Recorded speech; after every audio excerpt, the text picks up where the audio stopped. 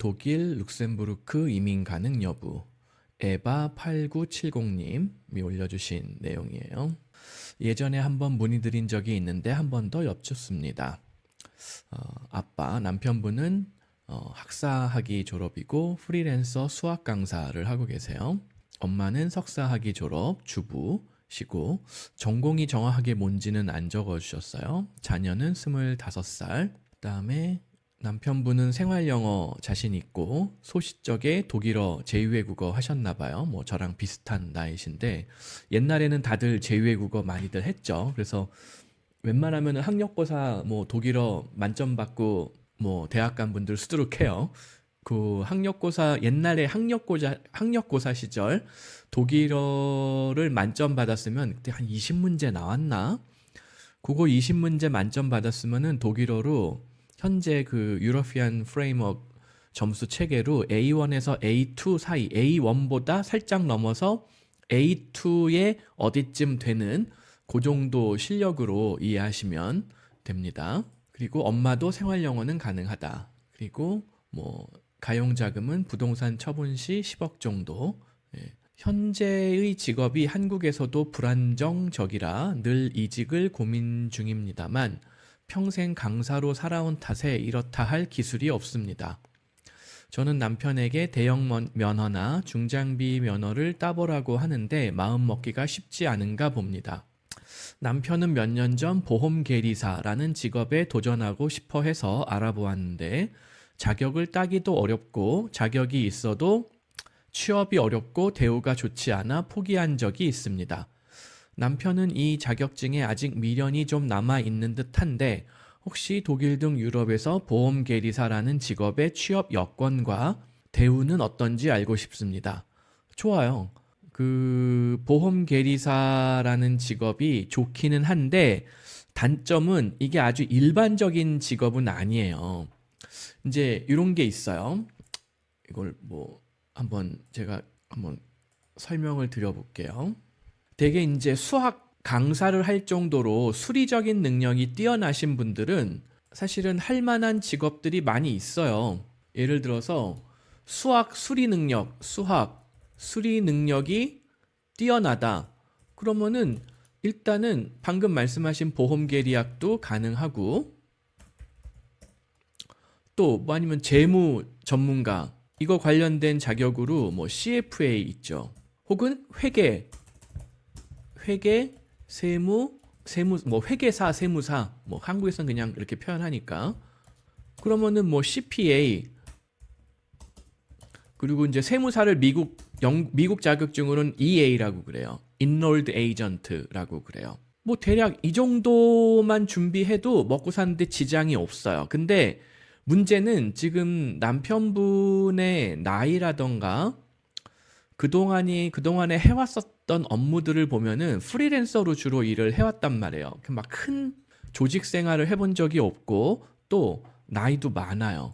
그러면은 어떤 단점이 있냐면은 자, 보험 계리학은 대형 보험사가 주요 고용주란 말이에요. 이런 대형 보험사, 금융회사에서는 나이에 대한 이론적인 차별은 없지만은 나이도 많고 그동안에 뭐 조직 생활을 해본 적이 없는 외국인을 굳이 채용할 것인가 할 때 저는 약간 모호해요. 가능성에 대해서. 그러면 재무 전문가는 어떠한가? 마찬가지예요. CFA는 증권사, 투자은행 뭐 이런 데인데 역시 대기업이란 말이에요. 대규모, 큰 조직이라는 거예요. 이런 큰 조직에서는 뭐 나이로 무조건 차별한다 이건 아니지만 나이도 많고 뭐 나이가 많지만 뭐 기존에 한국에서 뭐 은행에서 근무한 경력이 있다던가 증권사에서 경력이 있다던가 뭐 일단 뭐 이런 투자에 관련된 업무를 그동안에 쭉 해왔다던가 그러면은 혹시 모르겠는데 그게 아니라 그냥 학원 아이들 수학 가르치는 학원 강사를 해왔단 말이죠. 그러면 역시 큰 조직의 회사에서는 통상 아주 선호하는 인력 스타일은 아니라는 거예요. 왜냐하면 이런 큰 조직일수록 하이어라키라고 하나? 이런 피라미드 조직 비슷하게 뭐 아래 아주 밑에 주니어급부터 중간 미들 매니지먼트, 시니어, 디렉터 이런 체계가 좀 있거든요. 아무리 미국 회사, 독일 회사, 호주 회사라고 하더라도 어느 정도는 그 뭐 연공 서열 뭐 대략 요 정도 나이면은 대략 이 정도 직책에서 업무를 수행할 수 있어. 뭐 이런 고정관념, 선입견 등이 아예 없다. 이렇게 얘기하기는 어려워요. 근데 이런 면에서 회계사, 세무사가 유리한데 회계사, 세무사는 물론 대형 뭐 흔히 얘기하는 빅4 이런 대형 뭐 PwC라던가 뭐 딜로이트라든가 뭐 여러 회사들이 있단 말이에요. 이런 뭐 여러 가지 회사가 있어. 딜로이트도 있고 또 모모가 있는데 제가 얼른 이름이 기억이 안 나요. 뭐 언스텐영 뭐 이런 거 있고 딜로이트 또 하나가 뭐가 있는데 기억이 안 나네요. 그런 회사들이 있는데 그런 회사들도 있지만 그냥 중견급 그냥 무슨 회계법인 그냥 회계사 사무소 혹은 중소기업급 회계법인 회계사 사무소들이 있다는 거예요. 즉 이런 데들은 애초에 규모가 작기 때문에 어떤 데는 나이 많은 사람 안 뽑아 이런 데도 있지만은 뭐 우리는 나이랑 상관없어. 어차피 우리 회사는 작기 때문에 누가 우리 같은 작은 회사에서 꾸준하게 일을 하면서 자기 경력을 쌓으려고 하는 그런 어차피 그런 젊은 인력이 우리 회사도 잘 안 와. 그러니까 뭐 나이가 40대든 50대든 나이 먹어서 뒤늦게 세무, 회계 업무를 배워서 일을 할 사람 또 우리는 환영이야 라고 하는 작은 사무실들이 있을 거라는 거예요. 여기는 뭐 수도 없이 많으니까. 이게 또 어떤 한국하고 좀 다른 차이점이 있냐면은 해외에서는 개인이 연말정산 할 때도 이런 작은 회계사 사무소, 세무사 사무소를 찾아가야 돼요. 동네 식당, 무슨 자영업자들, 뭐 중소기업들만 세무 회계 보고를 하는 게 아니라 개개인들도 연말 되면은 연말정산을 자기 돈 들여서 세무사를 찾아가서 연말정산 신고를 해야 돼요. 그거 안 하면 벌금 나오고 막 그런단 말이에요. 그러니까 세무사, 회계사에 대한 수요가 훨씬 더 많아요, 한국보다. 무슨 뭐 면세 사업자 이런 거 없단 말이에요, 여기는. 아무리 작은 사업이라도 칼같이 보고를 해야 돼요. 물론 이제 뭐 매출이 낮은 회사들은 낮은 기업들, 뭐 낮은 자영업자들은 조금 더 덜 까다롭게 하는 뭐 이런 건 있지만 뭐 대부분 하여튼 세무 보고 회계 보고 뭐 몇 년에 한 번씩 뭐 회계 감사 받아야 되고 그다음에 국세청에서 또 몇 년마다 한 번씩 꼬박꼬박 다 감사가 나와요, 또. 그러니까 결론적으로 저는 보험 계리학 재무전문가 CFA 뭐 이런 쪽을 도전하기보다는 요게 더 유리하다라고 저는 추천을 드리고 싶어요.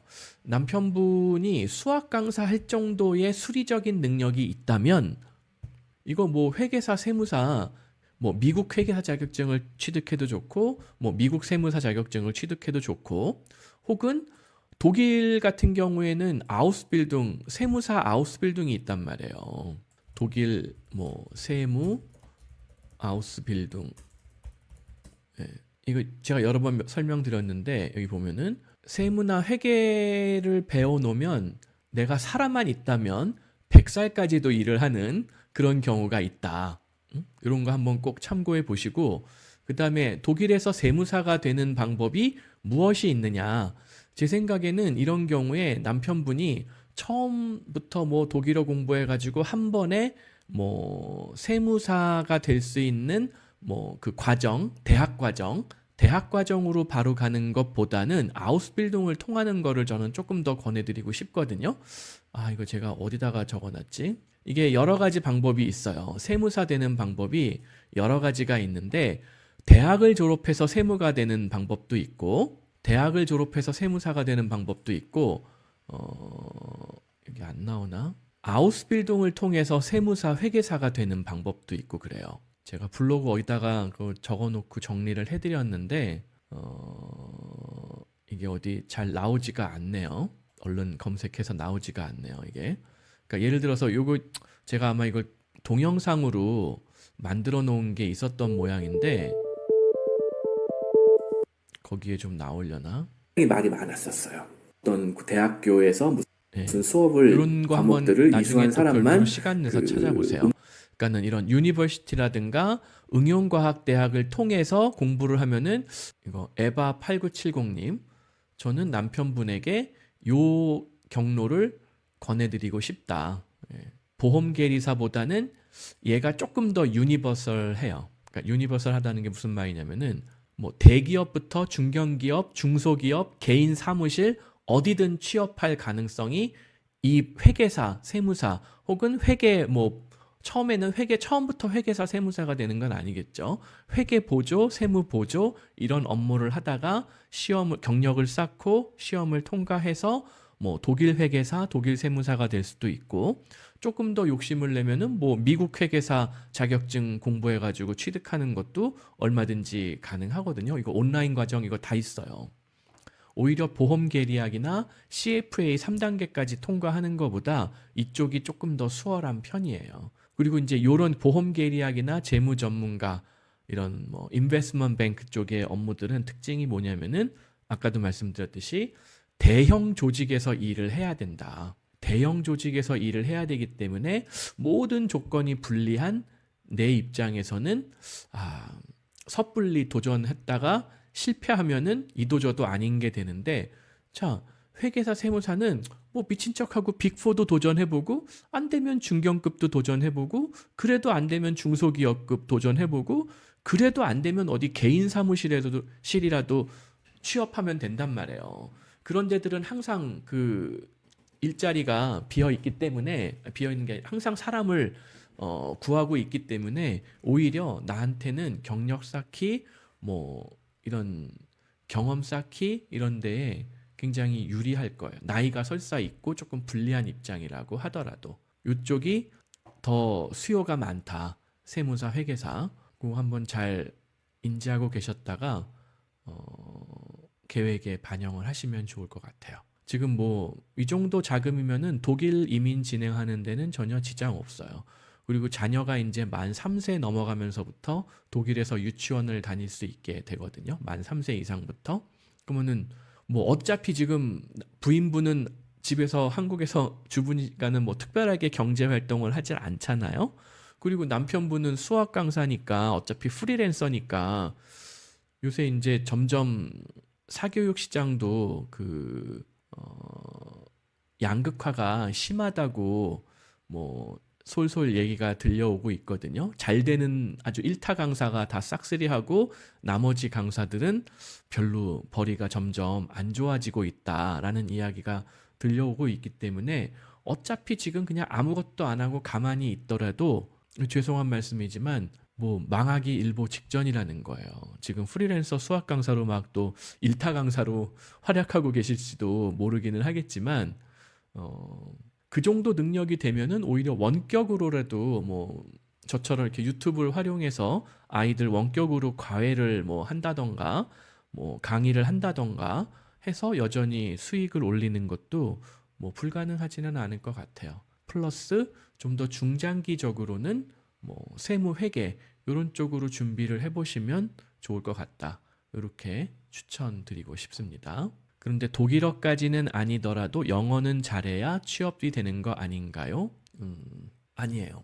이 경우는 독일어로 철저하게 승부를 봐야 돼요. 아주 대기업, 다국적 기업들은 대기업이나 다국적 기업들은 영어로 업무를 할 거예요. 근데 지금 이거 방금 문의하신 분이 같은 분인지 모르겠는데 나이가 많아서 아우스빌딩을 통해서 소규모 업체, 중소기업, 무슨 뭐 개인 사무소 이런 데를 통해서 세무 회계 업무를 시작해야 되는 사람 입장에서는 영어보다는 독일어가 중요해요. 그냥 아우스빌딩을 하려면 독일어가 필요해요. 그래서 경우의 수가 좀 다르다. 한국에서 뭐 AICPA 이미 있거나 혹은 회계 세무 경력이 아주 뛰어나거나 그래서 이분은 독일이나 뭐 룩셈부르크 와서도 바로 다국적 기업에 취업할 수 있는 가능성이 많다. 이런 경우에는 오히려 영어에 올인하는 게 더 유리해요. 근데 이 경우에는 완전히 경력이 없는 초짜로 신입으로 일을 해야 되기 때문에 독일어 아우스빌딩을 통하는 게 가장 좋고, 독일어 아우스빌딩을 진행하려면은 독일어 실력이 반드시 필요하다. 이렇게 보시면 될 것 같습니다.